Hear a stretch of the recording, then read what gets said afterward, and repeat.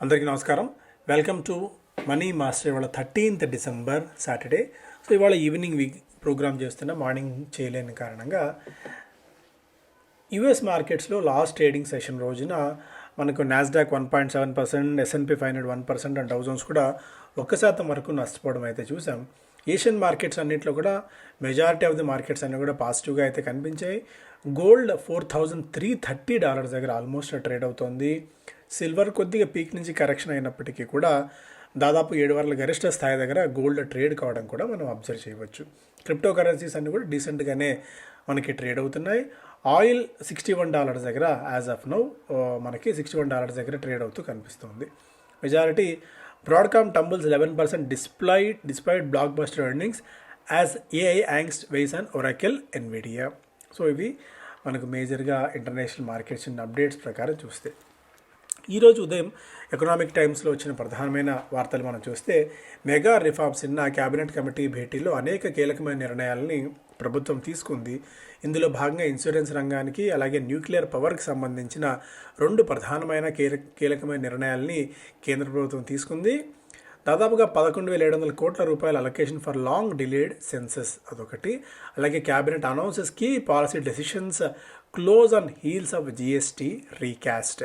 మేజర్గా శాంతి బిల్ అన్న పేరుతో న్యూక్లియర్ సెక్టార్లో పవర్ రంగానికి దాదాపు 2047 నాటికి 100 గిగావాట్ల సామర్థ్యానికి ఈ న్యూక్లియర్ ద్వారా పవర్ని తీసుకురావాలన్న యోచనలో ప్రభుత్వం, అలాగే సబ్కా బీమా సబ్కీ రక్ష అన్న పేరుతో ఇన్సూరెన్స్ రంగంలో 100% ఎఫ్డిఐని అలో చేయడంతో పాటు కాంపోజిట్ లైసెన్స్ని ఇవ్వాలని కూడా కేంద్రం నిర్ణయం తీసుకుంది. ఇవన్నీ కూడా ప్రధానమైన అంశాలు. ఇటు న్యూక్లియర్ పవర్ అయినా సరే, ఇన్సూరెన్స్ రిలేటెడ్ స్టాక్స్లో నిన్న కొద్దిగా మొమెంటం అయితే మనం చూసాము. రాబోయే రోజుల్లో ఎందుకంటే మేజర్గా L&T లాంటి కంపెనీస్ కూడా లాంగ్ రన్లో బెనిఫిట్ అయ్యే అవకాశాలు ఉంటాయి. ఇలాంటి విభాగాల్లో పెద్ద కంపెనీస్ మాత్రమే సస్టైన్ అవుతాయి, పెద్ద కంపెనీస్ మాత్రమే ఈ ప్లేలో బెనిఫిట్ పొందే అవకాశం కూడా ఉంటుంది. కాబట్టి ఇటు మ్యాక్రోస్ పరంగా రూపీ వెన్ కంపేర్డ్ విత్ $90 $56 చేరుకోవడం 90 మార్క్ని క్రాస్ చేసింది. రీటైల్ ఇన్ఫ్లేషన్ 0.5% నుంచి 0.30% పెరగడం 0.7% నవంబర్ నెలలో నమోదైంది. ఫుడ్ ప్రైజెస్లో కూడా కొద్దిగా బలహీనత అయితే మనకు కనిపిస్తుంది. India second biggest importer of Russian fossil fuels in November. ఇదంతా కూడా అలాగే Brookfield to build Asia's biggest GCC in Mumbai by 2029. Project expected to create over 30,000 jobs అన్నట్టుగా కూడా మనకి ఈ అప్డేట్ ఒకటి మనం చూస్తున్నాము. అలాగే how not to train your gen AI. So okay, ఇవన్నీ కూడా ప్రధానమైన ఫస్ట్ పేజ్లో అంశాల పరంగా చూస్తే silver rally supported by multiple tailwinds but valuation concerns could trigger volatility in 2026 అన్నట్టుగా యాక్సిస్ మ్యూచువల్ ఫండ్ చెప్తోంది. సిల్వర్ కేజీ 2 లక్షల రూపాయల మార్కుని MCXలో ఫస్ట్ టైం హిట్ చేయడం చూస్తున్నాము. బట్ ఈ ఎలివేటెడ్ లెవెల్స్ దగ్గర సిల్వర్ మీద నేను పాజిటివ్గా ఉన్నప్పటికీ బట్ ఈ ఎలివేటెడ్ లెవెల్స్ దగ్గర ఇన్వెస్ట్మెంట్ ఎక్కువగా చేయడం అనేది ఎక్స్ట్రీమ్ రిస్క్ అయ్యే ఛాన్సెస్ అయితే ఉన్నాయన్నట్టుగా కూడా పర్సనల్గా I feel. So axis mutual fund report కూడా అదే చెప్తోంది. According to A release by the fund house, over valuation leading to any potential ETF outflows, profit taking could weigh on the prices, and overall outlook for silver is constructive with the multiple tailwinds sustaining its rally even as valuations stretch. So ఇక్కడ valuation stretch ఉన్నాయి. ఒకవేళ ETFలో outflows వచ్చిన పెద్ద ఇన్వెస్టర్స్లో కొద్దిగా profit book చేయాలని చూసిన సిల్వర్కి ఒక ప్రభావం ఏంటంటే when compared with gold, silver ఈజీగా కరెక్ట్ అయ్యే ఛాన్సెస్ కనీసం 5% 10% అట్లా ఈజీగా కరెక్ట్ అయిపోయిన సందర్భాలు గతంలో చరిత్ర చూస్తే మనకి ఈజీగా సిల్వర్లో కనిపిస్తుంది. కాబట్టి ఆ రిస్కులు బేర్ చేసే కెపాసిటీ ఉండి ఆ రిస్కులు తీసుకుంటామని అనుకున్నప్పుడు మాత్రమే సిల్వర్లో భారీ ఎత్తున ఇప్పుడు ఇన్వెస్ట్ చేయాలన్న ఆలోచన ఉన్నప్పుడు. బట్ ఒకవేళ కరెక్షన్ ఏదైనా వస్తే ఇక్కడి నుంచి ఒక 10 to 15% దాకా సిల్వర్లో ఏవైనా, సో అప్పుడు ఇన్వెస్ట్మెంట్కి బెస్ట్ ఆపర్చునిటీ మనకు దొరుకుతుంది. ఎందుకంటే అనేక సందర్భాల్లో కూడా మనం మాట్లాడుకున్నాం సిల్వర్ గురించి. పాత వీడియోలు చూసినా, అంతకుముందు న్యూస్ ఛానల్స్కి ఇచ్చిన వివిధ ఇంటర్వ్యూల్లో ఇచ్చినప్పుడు కూడా ఇదే అంశాన్ని చాలా కాన్ఫిడెంట్గా అయితే నేను కూడా చెప్పాను. Silver when compared with gold silver బాగా బెట్ చేయొచ్చు అని చెప్పి. సో ఈ వారంలో మనకి ఒక డైరెక్షనల్ మూవ్ రావాల్సిన అవసరం అయితే కనిపిస్తోంది. గడిచిన వారం అంతా కూడా కొద్దిగా డౌన్వర్డ్ బయాస్తోనే మార్కెట్స్ ట్రేడ్ కావడం చూస్తున్నాం. ఒక 500 పాయింట్ల రేంజ్తో నిఫ్టీ అటు ఇటు ఆసిలేట్ అవ్వడం కూడా అక్కడ మనం ప్రధానంగా గమనించాల్సిన అంశం. ఈ టైంలో ఓవరాల్గా బ్రాడర్ మార్కెట్ పాజిటివ్గా ఉన్నప్పటికీ, బ్రాడర్ మార్కెట్ బుల్లిష్గా ఉన్నప్పటికీ మేజర్ ట్రిగ్గర్ ఇప్పుడు ఏదైనా మార్కెట్స్కి ఉంది అంటే యుఎస్తో మనం కుదుర్చుకోవాలనుకుంటున్న బైలేటరల్ ట్రేడ్ అగ్రిమెంట్ అనేది ఇంకా ఎంతకాలం పడుతుంది, ఎన్ని రోజుల పాటు దీంతో చర్చలు ఇంకా అలా కొనసాగుతూనే ఉంటాయి. ఒక పాకంలాగా, ఒక బబుల్ గమ్ లాగా అటు ఇటు దీన్ని నలగొట్టి సాగదీసినా కూడా సో అవుట్కమ్ మెజారిటీ అదే వచ్చే అవకాశం ఉంటుంది. కానీ బట్ సంభవ ఇరు దేశాలు కూడా కొద్దిగా మంకుపట్టుతో దీన్ని సాగదీసే ప్రయత్నం అయితే చేస్తూనే ఉన్నాయి. సో అంటిల్ అన్లెస్ ఒక ఇన్ఫ్లెక్షన్ పాయింట్లో అయితే నిఫ్టీ ఉంది. It continues to hover above the falling trend line encountering resistance near 26,150, 26,200 అన్నట్టుగా కూడా ఒక టెక్నికల్ ఎక్స్పర్ట్ ఈటీలో దీని గురించి రెగ్యులర్గా వస్తున్న మిలాన్ వైష్ణవ్ గారు, ఆయన టెక్నికల్ ఎందుకంటే ఆయన ఫాలో అయ్యేది మేజర్గా ట్రెండ్ లైన్ని ఎక్కువగా ఆయన ఫాలో అవుతారు కాబట్టి ఆ ట్రెండ్ లైన్ బేస్ చేసుకుని చెప్తున్న మాట ఇది. ఇంకా heads I win tails you lose, rich dad poor dad author Robert Kiyosaki ఆయన గత కొద్ది రోజుల నుంచి గోల్డ్ అండ్ సిల్వర్ మీద చాలా కాన్ఫిడెంట్గా ఉన్నారు, బిట్కాయిన్ మీద. ఆయన థాట్ ప్రాసెస్ ఏంటి అంటే సో బ్యాంక్స్ లాభాలు వచ్చినప్పుడు ఖర్చులు అధికంగా ఉంటాయని చెప్పి జనాలకు కొద్దిగా లాభాలు తక్కువ ఇస్తారు. అదే నష్టాలు వచ్చినప్పుడేమో సో మేము భారీగా నష్టపోయామని చెప్పి ఆ నష్టాలను మన నెత్తింది వస్తారు. అటు హెడ్స్ పడ్డా వాళ్ళే లాభపడతారు, టైల్స్ పడ్డా వాళ్ళే లాభపడతారు, చివరికి రీటైల్ వాళ్ళు నష్టపోతారనేది ఆయన థాట్ ప్రాసెస్.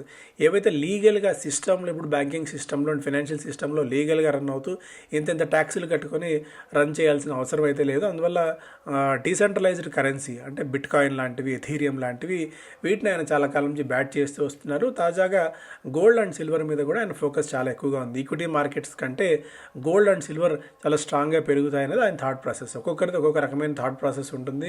దాన్ని మనం ఏకీభవించాల్సిన పనే లేదు, దాన్ని వ్యతిరేకించాల్సిన పని కూడా లేదు. ఎందుకంటే ఆయన మార్కెట్ ఫాల్ని ముందే గ్రహించారు కాబట్టి 2008లో, అండ్ ఆయన రాసిన rich dad poor dad book కూడా ప్రపంచవ్యాప్తంగా చాలా ఫేమస్ అయింది కాబట్టి దాని గురించి మనం ప్రస్తావన చేసుకోవాల్సిన అవసరం అయితే ఉంది.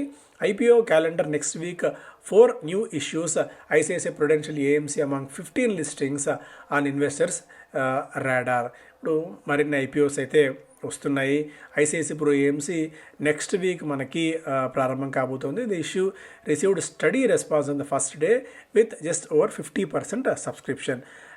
ఇప్పటి వరకు మనకి గ్రే మార్కెట్లో దాదాపు 11% మేర అంటే $250 దాకా ప్రీమియం వర్కౌట్ అవుతుంది అనేది కూడా ఒక అప్డేట్. ఇవన్నీ కూడా మార్కెట్ డైనమిక్స్ని బట్టి చేంజ్ అవుతూ వస్తాయి. కరోనా రెమెడీస్ దాదాపు 30% గ్రే మార్కెట్లో ప్రీమియం ఉంది. నెఫ్రోకేర్కి 7% మేర ఉంది. వేక్ ఫిట్కి 5% మేర గ్రే మార్కెట్ ప్రీమియం ఉంది అనేది కూడా ఇక్కడ మనం మేజర్గా మాట్లాడుకోవాల్సిన అంశంగా ఇక్కడ మనం చూడాలి. CCC cabinet committee on economic affairs on Friday clears 100% FDI in insurance. ఇదొకటి. ఆల్రెడీ మనం మార్కెట్ దీన్ని డిస్కౌంట్ చేసింది. PNB housing finance names Ajay Shukla as MD and CEO. JSW energy దాదాపు 10,000 కోట్ల రూపాయల వరకు క్వాలిఫైడ్ ఇన్స్టిట్యూషనల్ ప్లేస్మెంట్ ద్వారా నిధులు సమీకరించే ఆలోచనలో ఉంది అన్నట్టుగా కూడా ఒక అప్డేట్. అలాగే అదాని గ్రీన్ ఎనర్జీ విషయంలో ప్రణవ్ అదాని అలాగే వాళ్ళ రిలేటివ్స్కి సంబంధించి గతంలో ఏదైతే పెండింగ్లో ఉందో 2023 నుంచి ఆ కేసుని సెబీ క్లియరెన్స్ ఇచ్చింది, గ్రీన్ సిగ్నల్ ఇచ్చింది. ఎలాంటిది ఏది లేదు. Investigation showed the SB energy details were report in the media before the trade took place. Trade తీసుకునే కంటే ముందు మీడియాలో రిపోర్ట్ అయ్యాయి కాబట్టి ఎలాంటి ఇన్సైడర్ ట్రేడింగ్కి పాల్పడినట్టు కాదు అని చెప్పి అదాని గ్రీన్కి ఒక ఊరటనిచ్చే వార్తగా దీన్ని ఇక్కడ మనం గమనించాలి. అలాగే HC refuses to stay order allowing doctor Reddy's to export సెమాగ్లూటైడ్ని ఎక్స్పోర్ట్ చేయకుండా గతంలో ఏదైతే సింగిల్ జడ్జి ఇచ్చిన ఒక తీర్పు ఉందో దాన్ని కొట్టివేయడానికి, దానిలో చేయడానికి హైకోర్టు డివిజన్ బెంచ్ రిఫ్యూజ్ చేసింది, తిరస్కరించింది. ఇది డాక్టర్ రెడ్డీస్కి కొద్దిగా నెగిటివ్ అవుతుంది అన్నట్టుగా కూడా ఇక్కడ మనం గమనించాలి. Hot wheels Motown stays in fast lane November show wholesale dispatches rise in double digits, dealership sales also in line, but two wheeler sales ఒకటే కొద్దిగా నంబర్స్ ల్యాగ్ అవడం అనేది మేజర్గా కొద్దిగా నెగిటివ్ పాయింట్గా అయితే ఉంది. బట్ ఓవరాల్గా అయితే పిక్చర్ యాజ్ ఆఫ్ నో కాన్ఫిడెంట్గానే ఉన్నాం మనం. బట్ వరుసగా ఎందుకంటే సాధారణంగానే నవంబర్ డిసెంబర్లో కొద్దిగా సేల్స్ తక్కువగానే ఉంటాయి. బట్ డిసెంబర్ నెలలో జనవరి నెలలో కూడా సేల్స్ తగ్గుతున్నాయంటే కొద్దిగా ఆటోమొబైల్లో ప్రాఫిట్ బుకింగ్ సినారియో వచ్చే ఛాన్సెస్ ఉన్నాయి. ఎందుకంటే ఎంత జిఎస్టీ బెనిఫిట్స్ వచ్చిన తర్వాత కూడా ఎక్కడో పాయింట్ ఆఫ్ టైంలో వరుసగా జనాలు పొద్దున్న నిద్రలేసినప్పటి నుంచి కార్లు బైకులు కొంటూనే ఉంటారనేది అయితే కాదు, వాళ్ళ అవసరాలకి తగ్గట్టు కూడా కొంటూ ఉంటారు. ఏదైనా చిన్న చితక డిస్కౌంట్లో ఇలాంటి జిఎస్టీ లాంటి ఏదైనా మేజర్ న్యూస్ వచ్చినప్పుడు కొద్దిగా మనం ఎగబడి కొనడం కూడా చూస్తుంటాం. బట్ అలా ఎగబడి కొనే పరిస్థితి నెలల తరబడి అలాగే కొనసాగుతూ ఉండదు. మెంటర్షిప్ కార్యక్రమం అనేది ఈ సబ్జెక్ట్స్ అన్నీ కూడా ఆల్రెడీ మీకు తెలుసు, రెగ్యులర్గా ఇవే మనం చెప్తుంటాం 4 సంవత్సరాల నుంచి. డిసెంబర్ 15వ తారీఖు నుంచి మనకంటే ఎల్లుండి నుంచి మండే నుంచి క్లాసెస్ స్టార్ట్ కాబోతున్నాయి. ఇంకా ఎవరన్నా ఎన్రోల్ చేసుకోవాలని ఆలోచన ఉండి చేసుకోకపోతే ఈ నెంబర్కి మీరు ఫోన్ చేసి ఆర్ఎల్స్ వాట్సాప్ చేసి కూడా మీరు మరిన్ని వివరాలు తెలుసుకోవచ్చు. బిజినెస్ స్టాండర్డ్లో cabinet okays bill for private 4A nuclear power, 4 flight operation inspector sacked over IndiGo crisis. So అన్నీ కూడా స్పేస్ అంశాలు. Markets gain and Fed cut trim weekly losses. Transformers and Rectifiers 17% మేర లాభపడింది. జిఎంఆర్ ఎయిర్పోర్ట్స్ 600% మేర పెరగడం అయితే చూసాం. రెగ్యులర్ వాల్యూమ్స్ పోలిసి 53 రెట్ల అధిక వాల్యూమ్స్తో స్టాకుల్లోనే జంపు కనిపించింది. Muthoot finance all time high hit చేయడం చూసాము.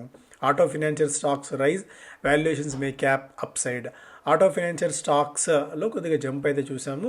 సో ఆల్రెడీ ఎక్స్ట్రీమ్ వాల్యుయేషన్స్ ఉన్న తరుణంలో మరీ భారీగా పెరుగుతాయని అయితే మనం చెప్పలేము. Investors should take selective exposure to this sector. ఎందుకంటే ఉదాహరణకు శ్రీరామ్ ఫినాన్స్ తీసుకుంటే 5 వారాల యావరేజ్ పిఈ 10.3, కాదు ఇప్పుడు 14.6 దగ్గర ట్రేడ్ అవుతుంది. అంటే దాదాపు 40% ప్రీమియంతోనే ట్రేడ్ అవుతుంది. M&M ఫినాన్షియల్ సర్వీసెస్ 5 ఏళ్ల యావరేజ్ పిఈ 12 ఉంటే అది ఇప్పుడు 14.7% మేర. చోళా ఇన్వెస్ట్మెంట్ అండ్ ఫినాన్స్ దాదాపు 23 పిఈ దగ్గర కోట్ అవుతోంది.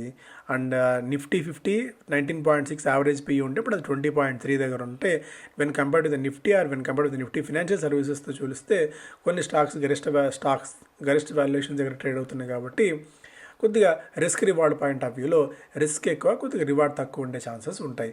RPG life sciences looks to enter into India's GLP-1 market. So వీళ్ళు ఒబెసిటీ అలాగే మేజర్గా డయాబెటీస్ డ్రగ్స్ మీద ఎక్కువ ఫోకస్ పెట్టాలని చెప్పి ఆర్పీజీ లైఫ్ భావిస్తోంది. 1,500 కోట్ల టర్నోవర్ని 2030 నాటికి అందుకోవాలనేది కంపెనీ లక్ష్యంగా ఉంది. Moving away from mass market therapies నుంచి బయటకు వచ్చి స్పెసిఫిక్ కోర్ డొమైన్ అండ్ ఎక్కువగా మార్జిన్స్ ఎక్కువగా ఉండే నెఫరాలజీ, రుమటాలజీ విభాగాల్లో తమ పట్టును కొనసాగించి మరింతగా మార్జిన్స్ పెంచుకోవాలనేది ఆర్పీజీ లైఫ్ సైన్సెస్ ఆలోచనగా ఉంది. సో ఇవి ప్రధానమైన వార్తలు ఈ వీకెండ్ రోజున. Thank you so much.